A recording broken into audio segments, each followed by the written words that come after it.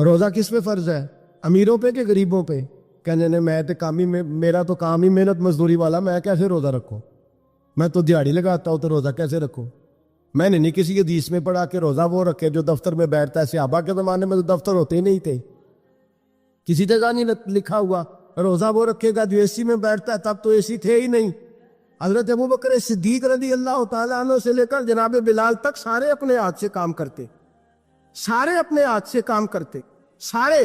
حضرت عمر فاروق رضی اللہ تعالیٰ عنہ خلیفہ وقت ہونے کے باوجود مال غنیمت کے اونٹ چرنے جاتے تھے تو چراگاہ میں چھوڑنے بھی جاتے تھے، لینے بھی آتے تھے واپس۔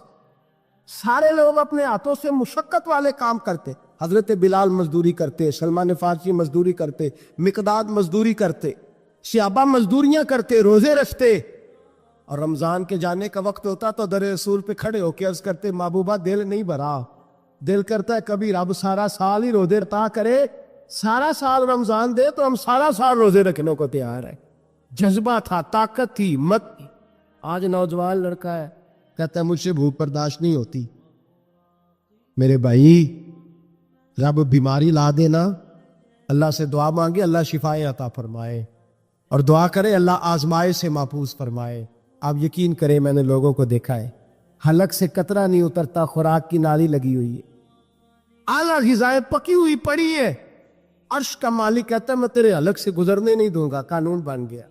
میں نے دیکھا ہے ڈرپ پہ لوگ زندہ ہے، بوتل لگی ہوئی ہے گلوکوز کی، گزارا چل رہا، اعلیٰ غذائیں پڑی ہیں، لاکھوں روپیہ تجوری میں پڑا ہے۔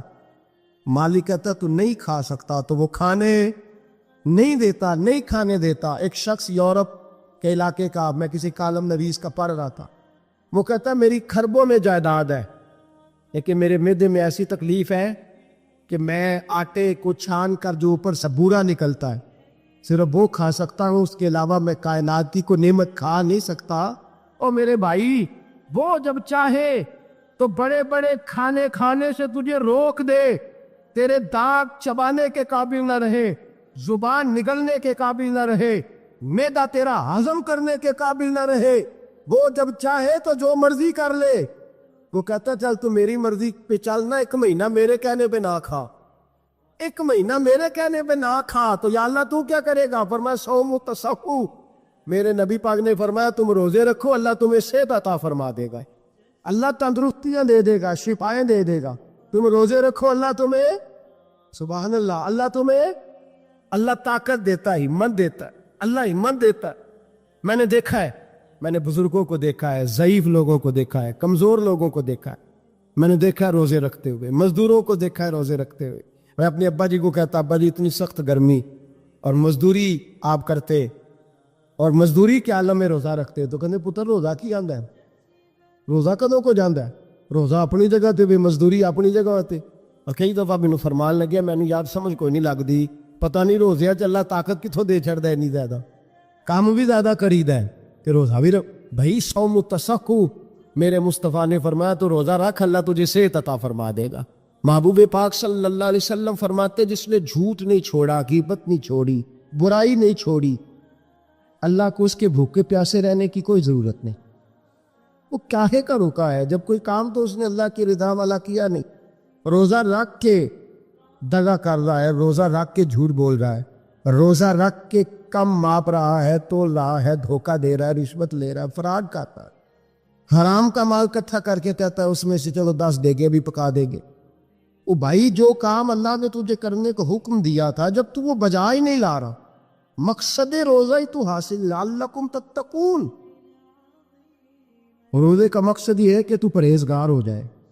میرے نبی پاک علیہ الصلوۃ والسلام کی بارگاہ عالی مرتبت میں 2 عورتیں آئیں، یہ چیزیں کھا لو، کہنے لگی محبوبہ ہم نے روزہ رکھا ہوا ہے۔ فرمایا نہیں تمہارا تو روزہ نہیں ہے، حضور رکھا ہوا ہے روزہ، سحری سے لے کر اب تک کچھ نہیں کھایا، شام تک بھی نہیں کھائیں گی۔ محبوب نے فرمایا ذرا کہہ تو کرو، الٹی تو کرو۔ کہہ کی تو ان کے حلق سے خون بھی نکلا اور گوشت کے لوتھڑے بھی نکلے، پوٹیاں بھی نکلی۔ نبی پاک نے فرمایا وہاں بیٹھ کے تم نے اپنے جاننے والوں کی غیبت نہیں کی، چغلی نہیں کھائی؟ خاموش ہو گئی، گردنیں جھک گئیں۔ نبی پاک نے فرمایا تم نے قرآن نہیں پڑھا؟ کہ جو اپنے بھائی کی غیبت کرتا ہے وہ مردہ بھائی کا گوشت کھاتا ہے، تو گوشت کھا کے بھی تمہارا روزہ رہ گیا۔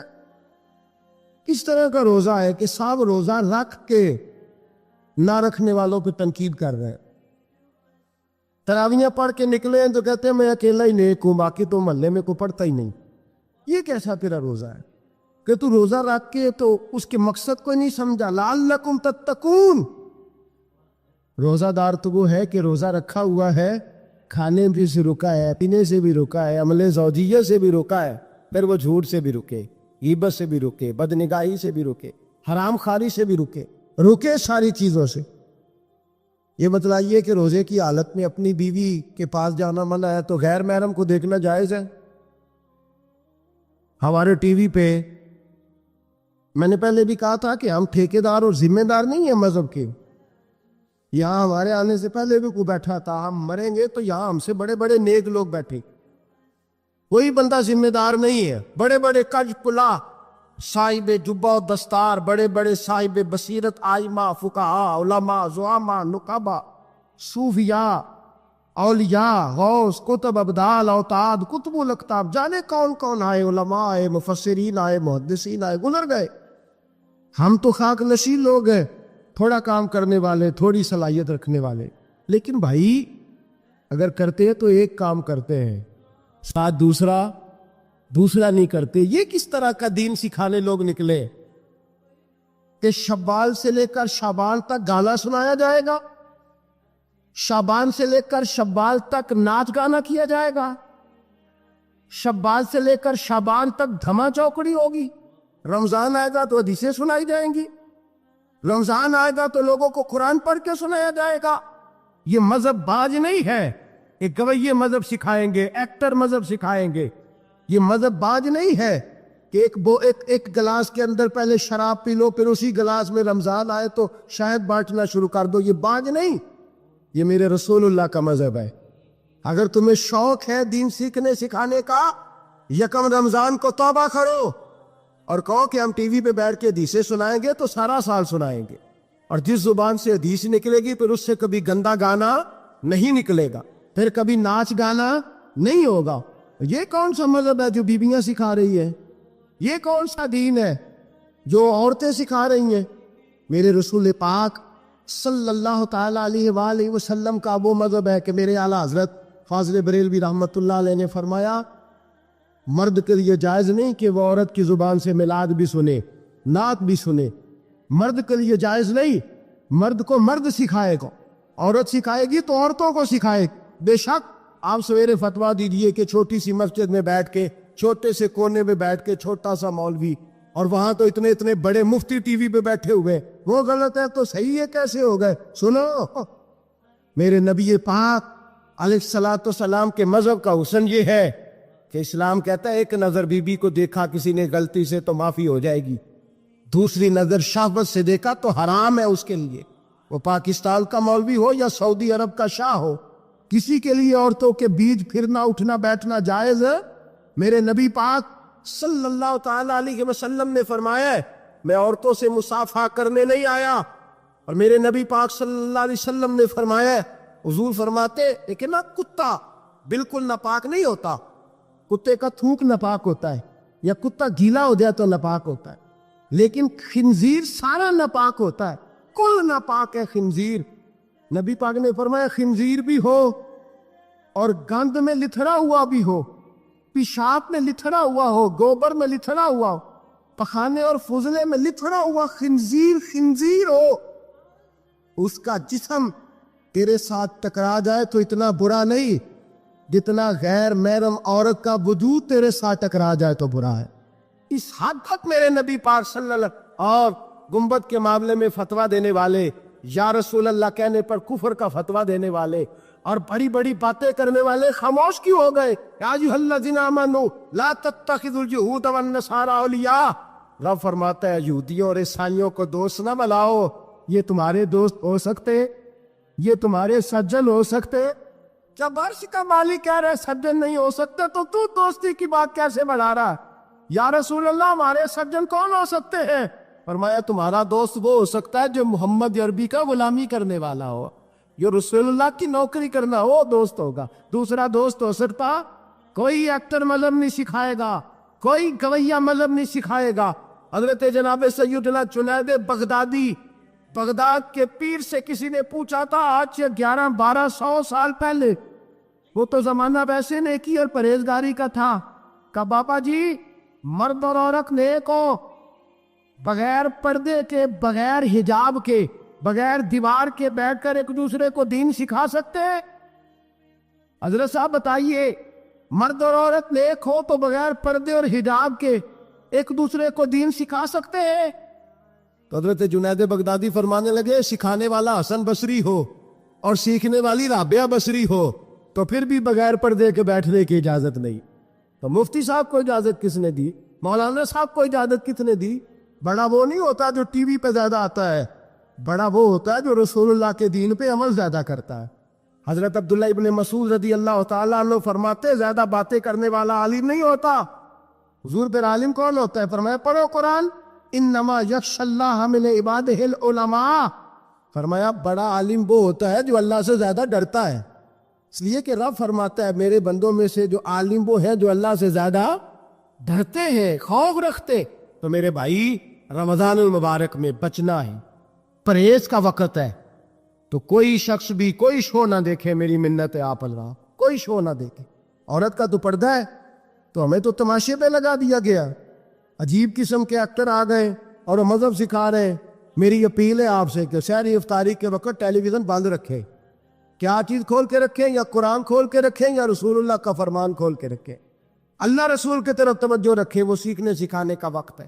چھوڑے گویوں سے دین سیکھا جائے گا, ہمیں کوئی شکوہ نہیں, یہ پکی توبہ کریں, سویرے آئے آ کے دین سکھائے. اور میں ان سے بھی اپیل کروں گا کہ آؤ دین سکھاؤ.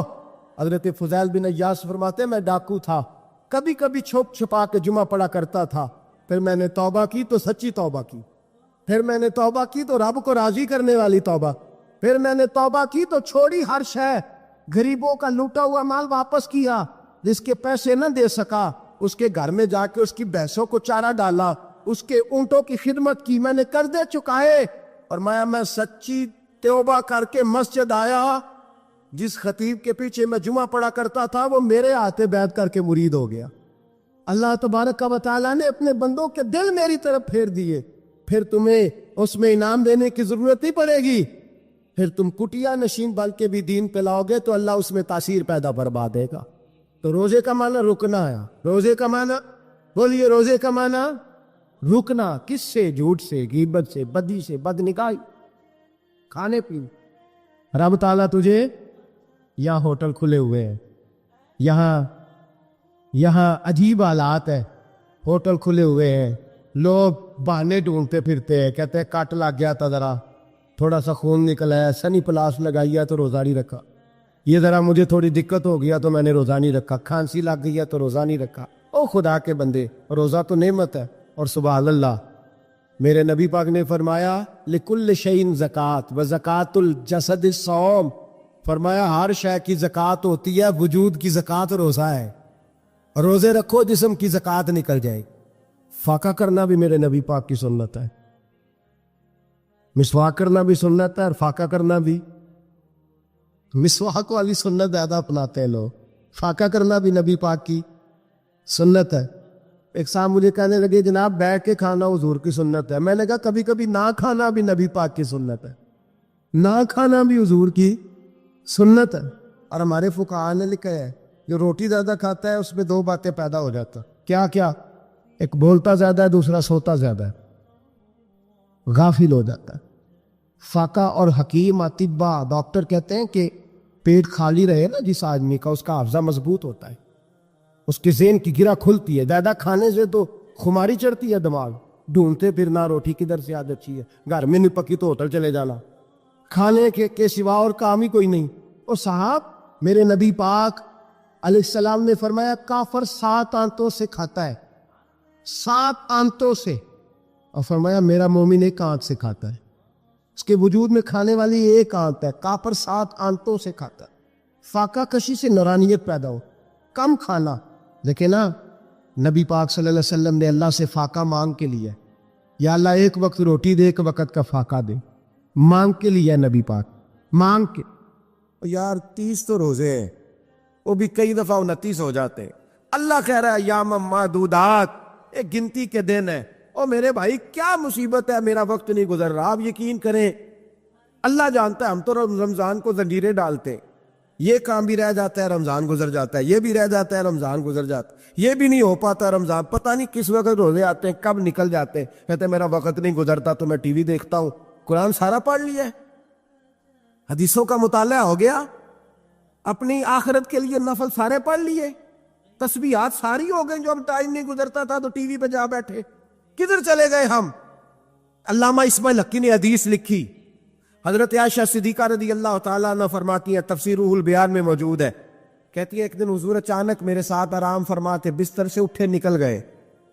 ہمیشہ نبی پاک علیہ السلام کا طریقہ مبارکہ تھا، جب رات کو تہجد کے لیے اٹھتے تو کہتے ابو بکر کی بیٹی حق تیرا ہے، وقت تیرا ہے، پر اگر تو اجازت دے تو میں اپنے اللہ کو راضی کر لوں۔ آج حضور نے پوچھا ہی نہیں، بستر سے اٹھے چلے گئے۔ کہتی میں اٹھی، میں نے دائیں بائیں دیکھا، محبوب نظر نہ آئے۔ حضور کی طامت استعمال شدہ پڑی تھی، وہ طامت میں نے اٹھا کے اوڑھ لی اور میں نکل گئی حضور کو تلاش کرنے۔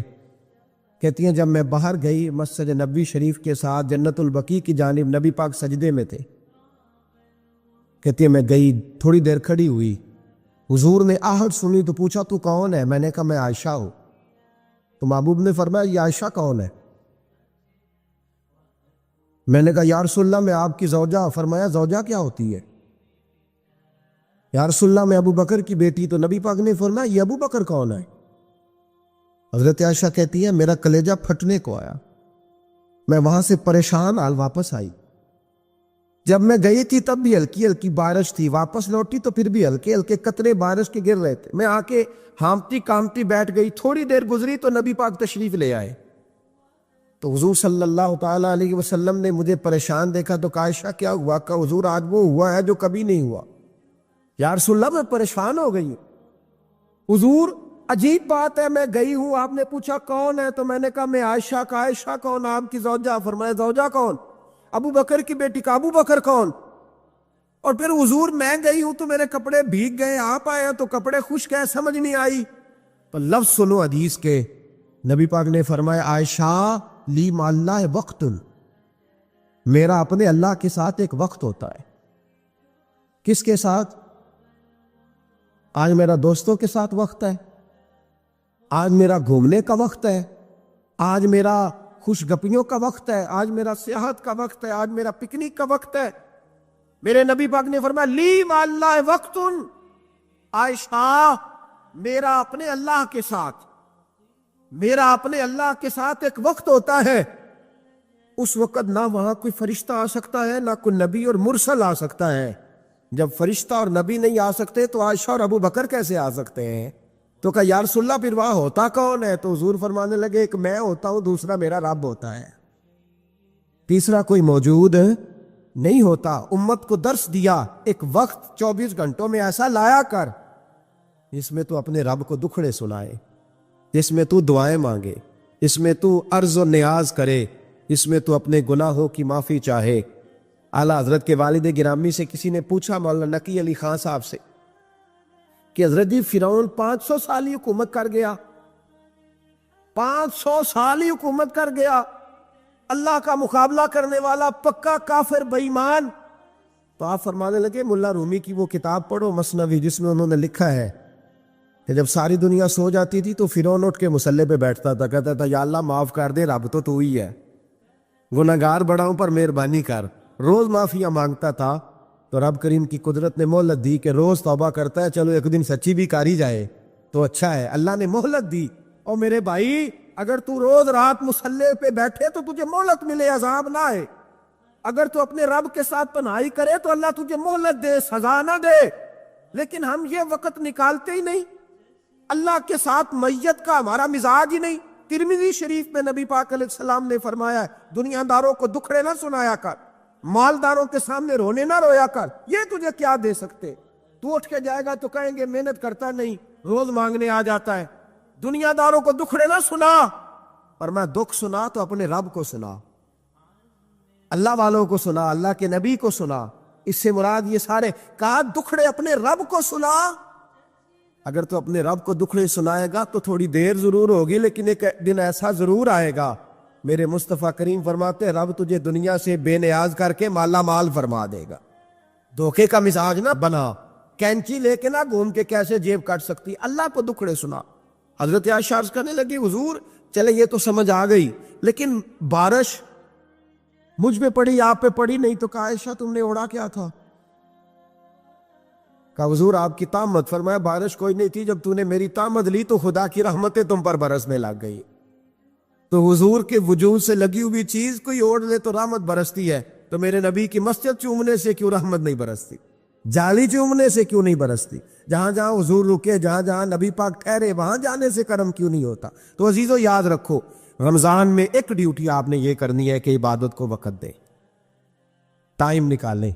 جو اتنے سے بھی فارغ ہے نا وہ 19ویں روزے تک کل فارغ ہو کے 20 کو اعتکاف بیٹھے۔ زندگی میں ایک دفعہ اعتکاف تو ویسے بڑا ضروری ہے، ہمارے بزرگوں نے لکھا ضروری ہے ایک بندہ اعتکاف کر لے زندگی میں ایک دفعہ، ہر سال کرے تو سنت ادا ہوگی۔ ویسے سنت مؤکدہ الکفایہ ہے، بستی میں اگر کوئی بھی نہ بیٹھے گا تو سارے گنہگار ہوں۔ ہم انشاءاللہ اس مسجد میں اس سال اجتماعی اعتکاف کریں گے۔ میں نے یہ پروگرام بنایا ہے کہ لوگ اعتکاف تو بیٹھتے ہیں لیکن نہ بیچاروں کو قرآن مجید پڑھنا آتا ہے، نہ نماز وضو غسل کے مسائل آتے ہیں، نہ انہیں پتہ ہے کہ رات عبادت کیسے کرنی ہے۔ تو میں نے یہ ارادہ کیا، اس سال میں نے معافی لیا ہاتھ باندھ کے، میں نے کہا یار سارا سال میں پورے ملک میں گھومتا ہوں، اس سال رمضان میں میرا ارادہ ہے میں صرف اپنے شہر میں رہوں، میں کہیں نہ جاؤں، تاکہ جو جہاں سے بھی چل کے آئے اسے فون نہ کرنا پڑے، میں اسے مل جاؤں ویسے ہی۔ تو میں انشاءاللہ تعالیٰ یہی رہوں گا، اور رمضان کی 10 راتیں میں اپنے اعتکاف والوں کے ساتھ گزاروں گا انشاءاللہ تعالیٰ۔ یہاں آپ لوگ آئیں، جو سنجیدہ قسم کے لوگ ہیں ان کو ساتھ لائیں، وہ یہاں آ کے اعتکاف کریں۔ لنگر شریف بھی ہم دیں گے جو ہماری توفیق ہوگی، اور انشاءاللہ دونوں وقت دیں گے اپنی توفیق کے مطابق، اور یہ کوئی صدقہ زکوٰۃ خیرات سے نہیں ہوگا، یہ آپ ہمارے مہمان ہوں گے تو یہ مہمان نوازی ہوگی انشاءاللہ تعالیٰ۔ تو یہ اپیل آخر میں اعلان کرنا تھا، پر چلو بات آ گئی تو میں نے شروع میں کر دیا۔ یہاں ہم مقدور بھر کوشش کریں گے آپ کے لیے اجتماعی اعتکاف کا بندوبست، ہمارے جو دیگر طلباء علماء ہوں گے وہ بھی آپ کے ساتھ وقت گزاریں گے، وضو غسل نماز کی چیزیں سکھائیں گے، آپ کو قرآن مجید پڑھنا پڑھانا سکھائیں گے۔ 10 دنوں میں جو ممکن ہو سکے گا ہم انشاءاللہ تعالیٰ کریں گے۔ تو اعتکاف میں وقت ہے۔ دوسرا کام آپ نے یہ کرنا ہے رمضان شریف میں کہ قرآن پاک زیادہ سے زیادہ پڑھنا ہے، پڑھیں گے انشاءاللہ۔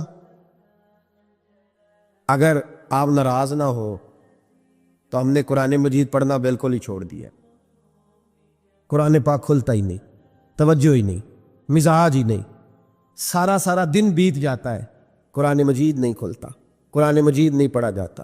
ایک شخص مجھ سے ملنا چاہ رہے تھے مسجد نبوی شریف میں حاضر تھا، تو وہ ایک دفعہ آئے گزر گئے، میں قرآن شریف پڑھ رہا تھا، پھر آئے تو گزر گئے قرآن شریف، تیسری دفعہ پھر آئے تو کہنے لگے آپ نے کتنا کو پڑھنا ہے؟ میں نے ان سے کہا کہ مہربانی کرو مجھے دعا دو کہ اللہ مجھے پڑھتا ہی رکھے، آپ نے یہ کیا لفظ ادا کر لیے کہ کتنا کو پڑھنا ہے؟ وہ خدا کے بندو یہاں کام کیا ہے؟ اگر تلاوت بھی نہیں کرنی تو کرنا کیا ہے وہاں؟ میں اکثر کہتا ہوں کہ چونکہ ہم تو مسیتڑ ہیں، ہمارا تو مزاج ہے مسجدوں میں رہنے کا، چونکہ عام لوگوں کا مزاج نہیں ہوتا تو وہاں بھی بازاروں کو ٹائم زیادہ دیتے ہیں، خریداری میں وقت زیادہ لگاتے ہیں۔ اگر ہماری طبیعت مسجد میں بیٹھنے کی ہو، قرآن پاک پڑھنے کی ہو تو بڑا ذوق بن جائے۔ قرآن مجید امام اعظم ابو حنیفہ امام اعظم رمضان شریف کے اندر 61 قرآن مجید پڑھا کرتے تھے۔ کتنے؟ 60 اور 1 61۔ ایک قرآن شریف دن میں پڑھتے، ایک رات کو پڑھتے، پورے دن میں قرآن مجید ختم کرتے، ایک رات کو۔ اور آپ فرماتے ہیں 61واں قرآن مجید وہ تھا جو میں تراویحوں میں سنا کرتا تھا۔ 61 قرآن پاک آپ ہر رمضان میں پڑھا کرتے تھے۔ میری آپ سے گزارش ہے ایک سپارہ مسجد میں پڑھے رمضان میں، ایک سپارہ گھر میں پڑھیں۔ مسجد میں پڑھیں گے تو مسجد کا حق ادا ہوگا، اور گھر میں قرآن پاک کھول کے بیٹھیں گے تو بچے بھی آ کے پاس بیٹھ جائیں گے، چھوٹے چھوٹے بچے۔ یہ کبھی تجربہ کرنا، یہ بخشش کا ذریعہ ہے۔ جب آپ بچوں کی ماں سویرے سویرے بڑا اچھا دوپٹہ لے کے اور مصلی بچھا کے اور قرآن مجید کی ریل رکھ کے اور پھر اس کو خوشبو لگا کے جب کھولتی ہے نا تو اس کی جو 2-2.5 سال کی بچی ہوتی ہے وہ بھی کہیں سے دوپٹہ ڈھونڈنے لگ جاتی ہے، وہ بھی دوپٹہ لے کے آتی ہے اور دائیں بیٹھتی ہے۔ اس کا جو 4 سال کا بچہ ہوتا ہے نا، اگر ابا بیٹھا ہے وہ 4 سال کا بچہ بھی کہیں سے ٹوپی ڈھونڈ کے لاتا ہے، اسے پڑھنا نہیں آتا لیکن وہ بھی آ کے نا سپارہ لے کے بیٹھ جاتا ہے میں نے دیکھا ہے بچے تھوڑا تھوڑا ہلنے لگتے ہیں. قسم اللہ کی عزت کی, مجھے ایسے لگتا ہے کہ جب بیٹیوں کے بیچ ماں بیٹھ کے قرآن پڑھتی ہے اور جب بیٹوں کے بیچ باپ بیٹھ کے قرآن پڑھتا ہے تو مجھے لگتا ہے خدا کے فرشتے بھی آسمان کے دروازے کھول کھول کے دیکھتے, کھول کھول کے دروازے دیکھتے ہیں کہ یہ کس طرح کا رنگ ہے کہ چھوٹا سا بچہ توتلی زبان. مجھے وہ حدیث پڑھ لینے دو جو امام جلال الدین سیوطی نے روایت لکھی ہے. فرمایا حضرت عیسیٰ علیہ السلام میں قبر کے پاس سے گزرے تو عذاب ہو رہا تھا, چند گھنٹوں کے بعد گزرے تو وہیں رحمتوں کا نزول ہو رہا تھا. حضرت عیسیٰ عرض کرنے لگے مولا میری مجال نہیں میں پوچھوں, چند گھنٹے پہلے یہاں عذاب تھا, اب یہیں کرم ہو رہا ہے. اللہ اب اس نے کوئی نیک عمل کیا تو ہے نہیں, قبر میں تو عمل ختم ہو جاتا ہے, اتنا کرم کیسے؟ تو رب کریم نے فرمایا موسیٰ بندہ بڑا گناہگار تھا, پاپی تھا, سزا کا حقدار تھا, پر جب انتقال اس کا ہوا تو بیوی اس سے پہلے حاملہ تھی. اس کے انتقال کے 2-4 مہینے بعد بچہ پیدا ہوا, پھر اس بی بی نے بچہ پالا. آج 4.5 سال کا بچہ مکتب گیا ہے, استاد نے بسم اللہ شریف پڑھائی ہے, اس کے بچے نے توتلی زبان پہ کہا بسم اللہ الرحمن الرحیم. تو مجھے حیا آئی ہے کہ اس بیچارے کو بھی لفظ نہیں ادا کرنے آتے, زمین پر بیٹھ کر یہ توتلی زبان سے مجھے رحمان اور رحیم کہے اور میں اس کے باپ کو سزا دوں. بس بچے نے ایک دفعہ بسم اللہ پڑھی ہے, میں نے باپ کے سارے گناہ معاف فرما دیے. مہربانی کرو, ایک سپارہ گھر میں, ایک سپارہ مسجد میں, یہ ضرور آپ نے روٹین بنانی ہے. مسجد میں پڑھیں گے تو مسجد کا حق ادا ہوگا, گھر میں پڑھیں گے تو بچے بھی پڑھیں گے. اور تیسرا سپارہ وہ ہے جو آپ نے تراویح میں سننا ہے. تو کتنے سپارے ہو گئے ایک دن میں؟ 3. تو رمضان میں کل کتنے ہو گئے؟ 3 قرآن پاک. کتنے قرآن پاک جی؟ 3 قرآن مجید. ایک سپارہ دن میں, ایک رات میں, تو آپ کا 10 دن کے اندر انشاءاللہ قرآن پاک ختم ہو جائے گا. کریں گے انشاءاللہ تعالی. یہ ذہن بنائیں, یہ ذوق پیدا کریں, اور قرآن پاک کا ایک حرف پڑھے تو اللہ 10 نیکیاں دیتا ہے, اور رمضان شریف میں 70 گنا بڑھ جاتی ہے. تو اب ذرا ضرب دے لو بات کہاں جائے گی. تو رمضان المبارک میں قرآن پاک سے میں نے کہا کوئی اخبار نہ دیکھو, کچھ نہ دیکھو, سارا دن بس قرآن پاک دیکھو, سارا دن قرآن مجید پڑھے, قرآن پاک سے دل لگائیں. حضرت عبداللہ ابن مسعود رضی اللہ تعالیٰ عنہ فرماتے ہیں نبی پاک صلی اللہ علیہ وسلم نے مجھے بلا کے کہا مجھے قرآن پاک تو سنا. میں نے کہا یا رسول اللہ آپ پہ نازل ہوا, میں آپ کو سناؤں؟ تو فرمایا میرا دل کر رہا ہے میں تجھ سے سنوں. حضور کو زیادہ آتا تھا نا, تو کبھی کبھی آپ سمجھ لیں کہ آپ کو زیادہ آتا ہے, لیکن پھر بھی سامنے والے, میں اکثر کہتا ہوں مدرسے کے طلباء سے, میں کہتا ہوں آپ قاری اور حافظ تو ہو گئے ہو, پر کبھی کسی اور سے بھی سنا کرو. کیا کرو, سناؤ یار, 2 آیتیں دل کر رہا ہے. حضرت ابی بن کعب رضی اللہ تعالیٰ عنہ کہتے ہیں نبی پاک تشریف لائے تو مجھے کہنے لگے ابی ادھر آ, میں تجھے قرآن پاک سناؤں. میں نے کہا یا رسول اللہ مجھے فرمایا مجھے اللہ نے حکم دیا ہے کہ میں تمہیں سناؤں. حضرت ابی رو کے کہنے لگے یا رسول اللہ رب کریم نے میرا نام لیا ہے. میں کہا وہ کہا؟ فرمایا ہاں تیرا نام لیا ہے. رونے لگے, کہنے لگے حضور پھر تو میں بڑا خوش نصیب ہوں, سنائیے میں سنتا ہوں. تو حضور سننا بھی حضور کی سنت ہے, سنانا بھی نبی پاک کی سنت ہے. قرآن مجید کو سنیں. اور پھر یار دکھ کی بات ہے نا کہ پاسپورٹ کے دفتر تو میں 2.5 گھنٹے کھڑا رہوں, شناختی کارڈ کے لیے میں 1.25 گھنٹہ کھڑا رہوں, اور میں پہلی دفعہ سعودی عرب جاؤں تو امیگریشن کے لیے 2.5 گھنٹے بھی مجھے لائن میں لگنا پڑے تو میں لگا رہوں. دنیا داری کے لیے تو میں اتنا کھڑا رہوں, اور تراویح کے لیے مجھے 1 گھنٹہ نہ کھڑا ہوا جائے اور میں بہانے کرتا پھروں. تو پھر یاد رکھو وہ حضرت سیدہ اسماء کا کرتی تھی, نبی پاک نے مجھے کہا تھا اسماء اللہ کے رستے میں گن گن کے نہ دینا ورنہ وہ بھی تجھے گن گن کے دے گا. جب ہم رب کریم کو وقت اس طرح دیتے ہیں کہ دنیا داری کے لیے تو ساری ہمارے پاس ہمتیں موجود ہیں, اور تراویح کا وقت آیا تو بہانے ڈھونڈنے لگ گیا. تراویح کا وقت آیا تو وہ جو ہے اس نے شروع کر دی بات کہ جناب میرے فلان جگہ تکلیف ہے اور مجھے بلڈ پریشر ہو جاتا ہے تو پسینہ بڑا آتا ہے. تو اب تو آسانیاں ہی بڑی ہیں.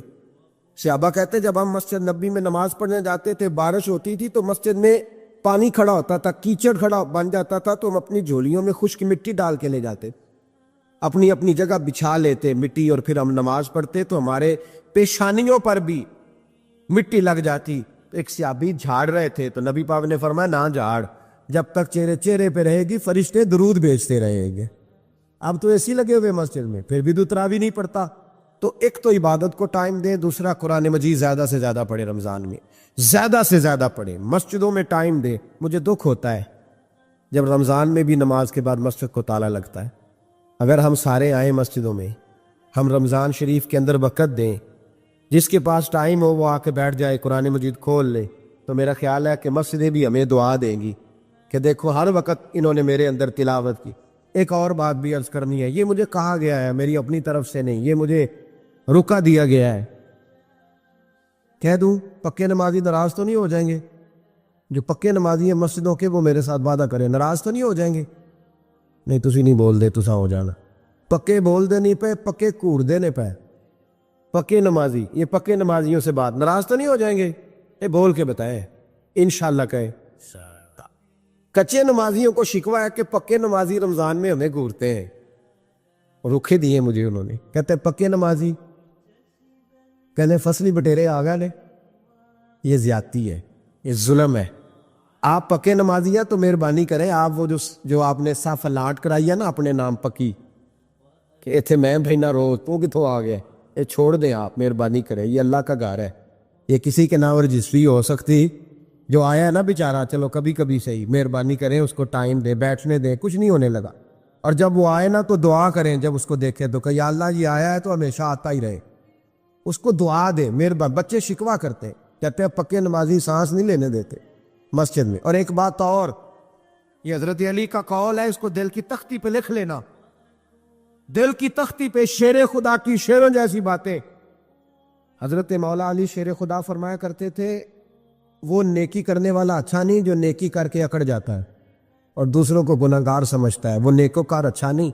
فرمایا کرتے تھے اس سے وہ گناہگار اچھا ہے جو گناہ کر کے کم از کم شرمندہ تو ہوتا ہے نا. فرماتے ہیں جو گناہ کر کے شرمندہ ہو وہ زیادہ اچھا ہے اس سے جو نیکی کر کے اکڑ جائے. تو تھوڑی سی نیکی کر کے, پرہیزگاری کر کے ساری دنیا کو گناہگار سمجھنے لگ جانا, یہ تو بت پیدا کر لیا ہے تو نے اپنے اندر. اس بت کو توڑ دے. پتہ نہیں کون کب آئے اور اللہ کا ولی بن جائے. کوئی آیا لے کے چلا گیا, کوئی عمر بھر بھی نہ پا سکا. میرے مولا تجھ سے گلا نہیں, یہ تو اپنا اپنا نصیب ہے. تو مہربانی کریں پکے نمازی, تھوڑی شفقت کریں. یہ میں سب سے نہیں کہہ رہا, جو گھورتے ہیں صرف ان سے کہہ رہا ہوں. کچھ پکے نمازی ہیں تو الحمدللہ دل کے بھی بڑے پکے ہیں, سوچ کے بھی بڑے پکے, اچھے ہیں, خوبصورت لوگ. لیکن کچھ ایسے لوگ ہیں, ہمارے شہر کے ایک ڈاکٹر صاحب ہیں, میں نے کہا نماز مسجد میں پڑھا کریں. ان کی عمر کافی زیادہ ہو گئی ہے, تو کہتے ہیں حضرت میں پڑھوں گا انشاءاللہ. ان کو میں نے دوائی لینے گیا تو وہاں بھی میں نے بات شروع کر دی. میں نے کہا آپ مہربانی کریں, کہتے میں آؤں گا. کچھ دنوں کے بعد میں نے اس مسجد میں نماز پڑھی اور خاص کر کے پڑھی کہ یہ ٹائم ہے. میں نے فون کیا کہ ڈاکٹر صاحب آپ نظر نہیں آئے, تو کہتے ہیں حسن ناراض نہ ہو جا. نمازی مجھے کہتے تھے خیر ہے ڈاکٹر صاحب, کہیں غلط جگہ تبادلہ تو نہیں ہو گیا, کوئی مصیبت تو نہیں آ گئی؟ تو کہتے ہیں مجھے شرم سی آتی ہے کہ نمازی اس طرح, ویسے بھی میں گیا نہیں, 60 سال عمر ہو گئی, تو اب نمازی تو یہ آپ کیا کر رہے ہیں؟ ہم کوئی اللہ کی رحمت کے منشی ہیں کہ ہم سے پوچھ کے وہ دے گا جس کو دے گا؟ کیا کرتے او بھائی؟ حضرت باجدید بستامی رحمت اللہ تعالیٰ علیہ جیسے لوگ کہا کرتے تھے جنہوں نے ساری زندگی جھوٹ نہیں بولا, حرام نہیں کھایا. فرماتے تھے الفن کہتا ہوں, بالغ ہونے کے بعد نماز قضا نہیں کی, لیکن پھر بھی کہا کرتے تھے دعا مانگو میرا رب مجھ سے حساب نہ پوچھ لے. حساب والا نہیں ہوں میں, درگزر والا ہوں. عدل کریں تے تھر تھر کمبن اچیاں شانہ والے, یہ تو فضل کریں تے بخشے جاون میرے جے منہ کالے. تو مہربانی کریں آگے چلیں. رمضان شریف میں سخاوت کرنی ہے. حضرت انس بن مالک رضی اللہ تعالیٰ عنہ فرماتے ہیں جس طرح تیز آندھی چلتی ہے, ذرا مثال دیکھیں صحابی کی کتنی خوبصورت.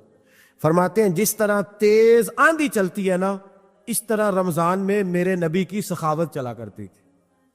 نبی پاک ہر سائل کو دیتے. جو قیدی بند ہوتے نا, قیدی جنگ کے قیدی کفار, حضور انہیں بھی آزاد کر دیتے رمضان. فرماتے جاؤ تمہیں آزاد کیا, سخاوت کرے. اور میرا مشورہ ہے اس دفعہ غریبوں سے غریب سخاوت کریں. نسخہ دے رہا ہوں امیر ہونے کا.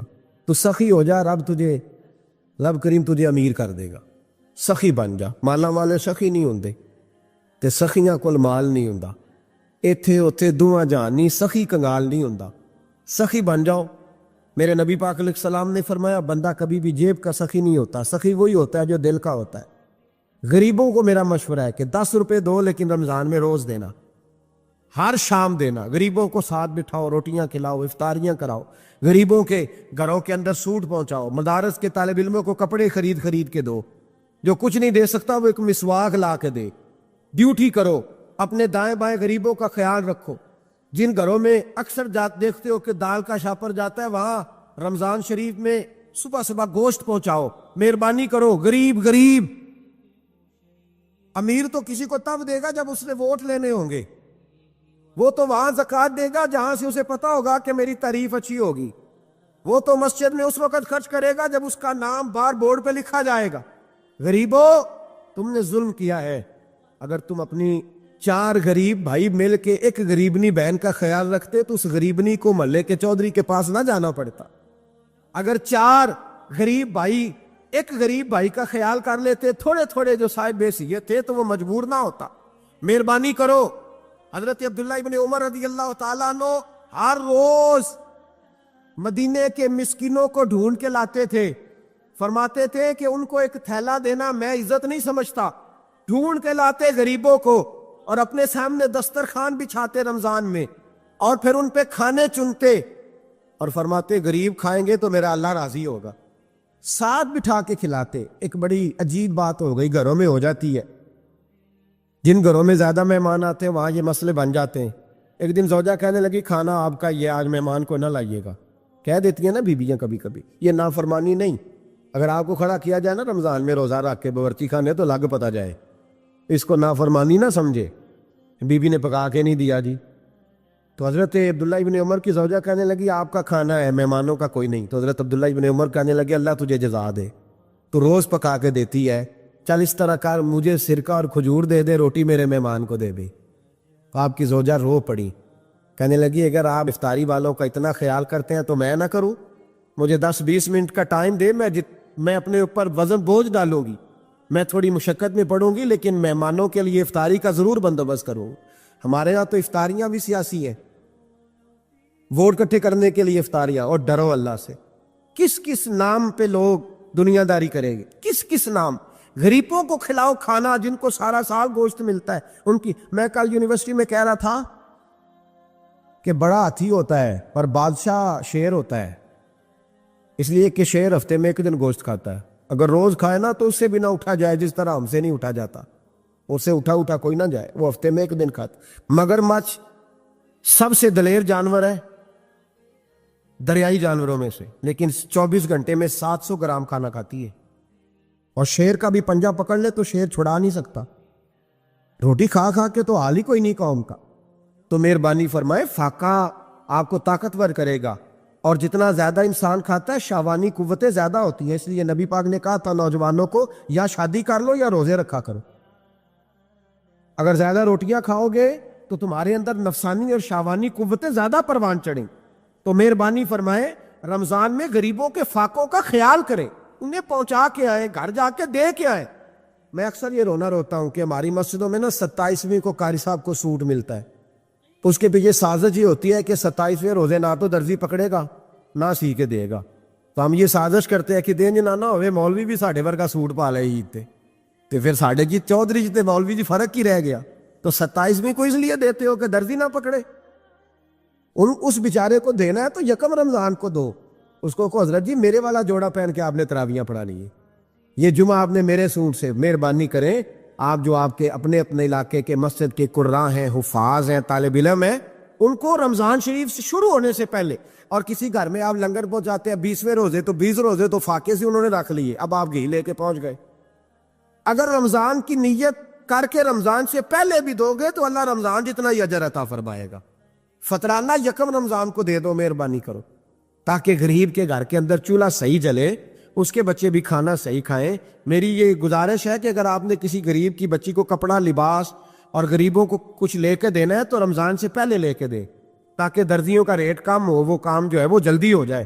اور میری گزارش ہے مسلمانوں سے کہ اپنے سارے کام رمضان سے پہلے سمیٹ لو، اتنے قیمتی دن دوبارہ نہیں ملیں گے جو زندگی میں رمضان دوبارہ سے آ رہا ہے، سارے کام پہلے کر لو۔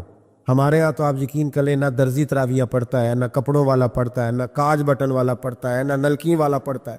وہ کہتے ہیں جی راشی سارا ان دنوں میں، وہ جو آخری 10 راتیں ہوتی ہیں نا رمضان کی، حضرت عائشہ صدیقہ رضی اللہ تعالیٰ عنہ فرماتی ہیں حضور ہمیں نفل کے لیے نہیں جگاتے تھے، پر رمضان کے آخری 10 دن فرماتے اٹھو، یہ سونے کا ٹائم نہیں۔